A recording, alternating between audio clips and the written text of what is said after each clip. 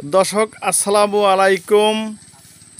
আমার নিজের একটি সুপারি বাগান, সেই বাগানে 120টি গাছ রয়েছে। আজকে শুক্রবার দিন এই বাগানটি পরিষ্কার করাইতেছি এবং বাগানটি দেখে আমার মন খুব আনন্দে ভরে গেছে।